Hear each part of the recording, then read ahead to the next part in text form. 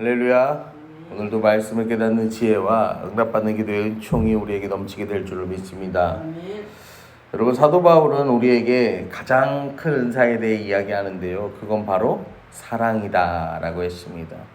왜냐하면 하나님이 사랑이시니까 하나님의 그 속성, 하나님의 이 성품이 가장 큰 은사다 라고 우리에게 이야기를 했어요. 사랑이 없으면 제 아무리 좋은 것, 많은 것을 가지고 있다 한들 이 쓸모없는, 이 부질없는 것이다 라고 사도 바울은 그렇게 표현합니다. 또 사도 바울은 오늘 이제 새로운 은사에 대해서 이야기하는데 이렇게 시작합니다. 사랑을 추구하며 신령한 것들을 사모하되 특별히 예언을 하려고 하라. 사랑을 비롯한 다른 성령의 은사들을 우리에게 다시 한번 이야기해 줍니다. 특별히 바울이 말하는 은사는 방언과 이 예언이죠.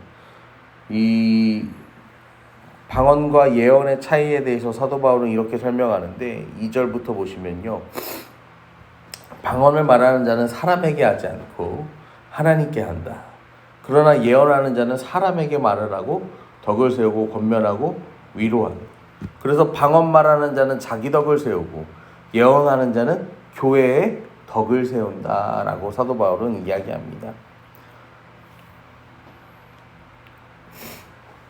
방언은 자기의 신앙에 도움을 가져옵니다.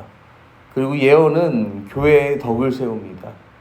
방언을 말하는 건 분명 유익하지만 그것은 자기 자신에게 한정된다라고 오늘 사도 바울은 이야기합니다. 하지만 예언은 교회 전체에 유익하다. 그렇기에 방언보다는 예언을 더 강조하는 이 사도 바울의 모습을 우리는 볼 수가 있습니다. 여러분, 예언이요 더 덕을 세운다라는 것은요, 이 스스로의 영적인 우월감을 드러내는 은사가 아니라 어떤 은사입니까? 겸손함으로 나아가면서요, 이 하나님의 일하심을 뭐 하는 거예요? 나타내는 은사이기 때문에 이 예언의 은사가 더욱더 교회의 덕을 세우는데 좋다라고 바울은 이야기해요.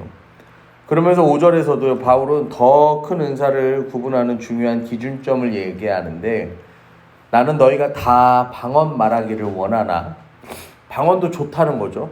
특별히 예언하기를 원하노라. 특별하게는 내가 너희가 예언하기를 원한다라는 거예요. 그러면서 방언을 말하는 자가 통역하여 교회의 덕을 세우지 아니하면 예언하는 자만 못하다. 여러분, 은사의 가장 큰 특징이 뭐냐면요, 교회의 덕을 세우는 데 있다라는 것입니다. 여러분, 더 큰 은사는요, 화려한 은사를 말하는 게 아니에요. 어떤 이 황홀경에 빠지는 그런 은사를 말하는 게 아니라 더 큰 은사는 교회의 덕을 세우는 은사임을 여러분 기억하시기를 바랍니다. 바울이요, 다른 은사들을 깔봐서 이렇게 하는 게 아니에요. 모든 사람들이 다른 은사, 이 방언 말하기를 원한다라고 이야기를 해요. 하지만 그 주어지는 유익을 봤을 때 개인에게 주어지는 이 유익보다 공동체에 주어지는 유익이 훨씬 더 크기 때문에 바울은 그렇게 권면하는 것입니다. 여러분,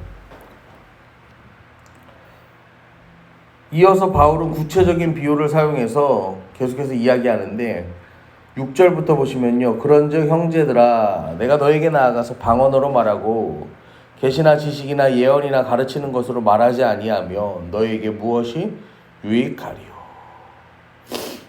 이 전하는 이가 방언을 말하는 것을 끝난다면 무슨 소용이 있냐는 거죠.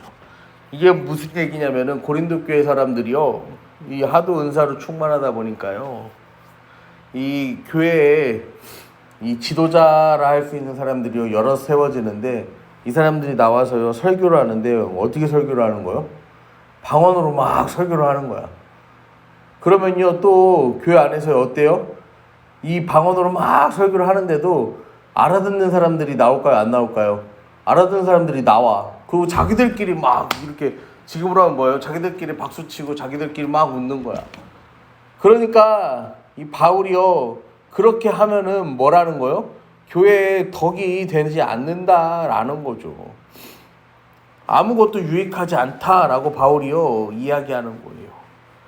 여러분 모두가 알아들을 수 있는 언어로 말씀을 전하는 게 당연하잖아요. 그런데 지금 그러지 못하는 고린도 교회의 모습을 바울은 지적을 하는 거죠.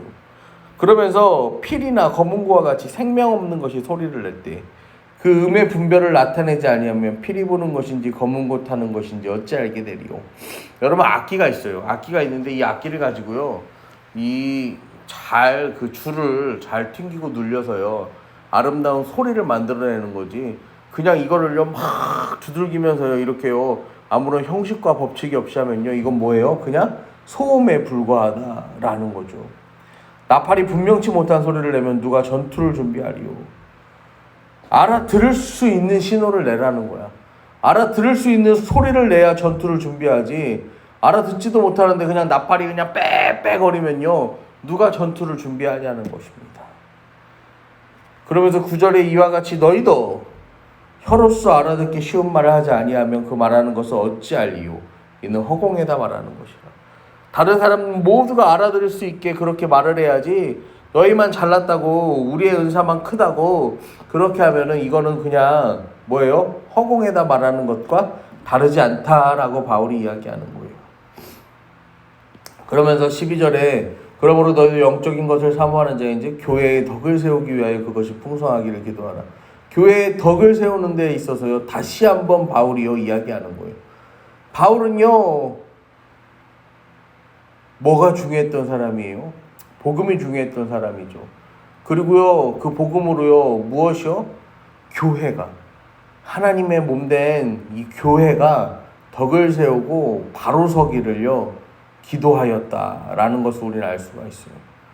그 방법, 구체적인 교회의 덕을 세우는 방법에 대해서 이제 13절부터 이야기하는데 그러므로 방언을 말하는 자는 통역하기를 기도할지니 통변의 은사를 달라는 거죠.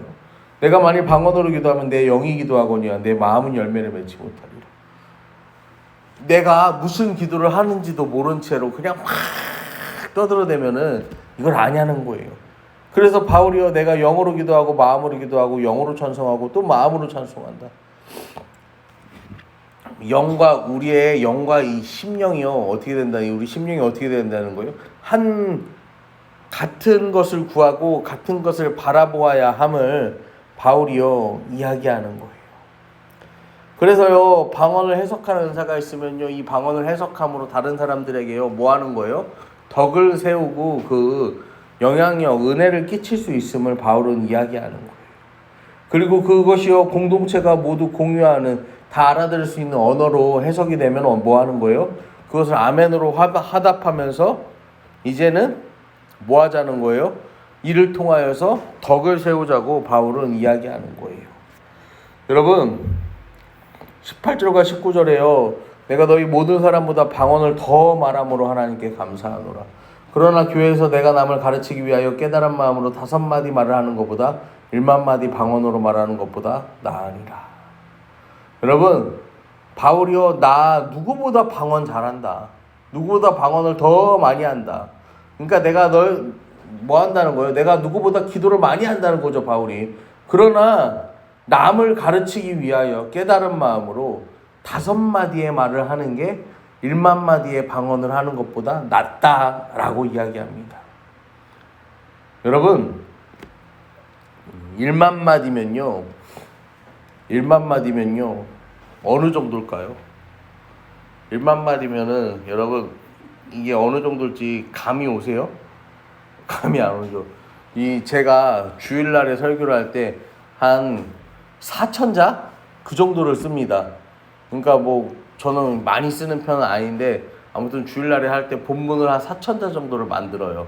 그래서 그거를 이제 보고 하는 건데 여러분 그러면은 1만마디면요 얼만큼인지 이게 4,000자지 4,000마디가 아니잖아요. 그러니까요 몇 시간 5시간이고 6시간이고 계속 말할 수 있는 분량으로 이 방언을 하는 것보다 차라리 5마디 아무것도 염려하지 말고 다만 모든 일에 기도와 간구로 너희 구할 것을 감사함으로 하나님께 아뢰라. 이 메시지를 하나 전하는 것만 못하다라고요, 바울이 이야기하는 거죠. 여러분, 방언과 방언은요 성령께서 우리에게 주시는 좋은 은사인 것은요 분명합니다. 하지만 이것의 유익은 개인에 있어요. 그래서요 막 교회의 공적인 예배를 위해서 이 고린도 교회 모습이에요. 막 설교하러 나와서 대표 기도하러 나와서 메시지를 전하러 나와서요 막 혼자서 방언을 하고 나아가는 그 고린도 교회의 모습 속에서요 바울은 이렇게 권면하는 것입니다. 은사를 지나치게 강조해서요 또 어떤 목사님들은 방언을 해야 너희가 성령 세례를 받았다라고 그렇게 주장하는 목사님들도 있어요. 여러분, 하지만 사도 바울은 우리에게 분명하게 이야기합니다. 이 성령의 주권적인 역사하심 안에 들어가는 것은 방언을 포함해서 많은 뭐가 있다는 거예요? 은사들이 있다라는 거예요. 그리고 나와 다르다 할지언정 그 사람들을 뭐 하라는 거예요? 바울은 인정하라는 거죠. 그리고 사랑으로 그들을 품어주라는 거죠. 여러분, 우리는요 지금 이 시대를 살아가면서요 바울이 우리에게 전하는 메시지는요 이 시대는요 여러분 다 힘들어요. 사람들이요 어때요? 다 힘들어요. 그런데요 또 어떻게 살아가냐면요 다 힘든데요 그 가운데에서요 다 내가 맞다라고 생각하며 살아갑니다. 우리가 보기엔 틀렸어.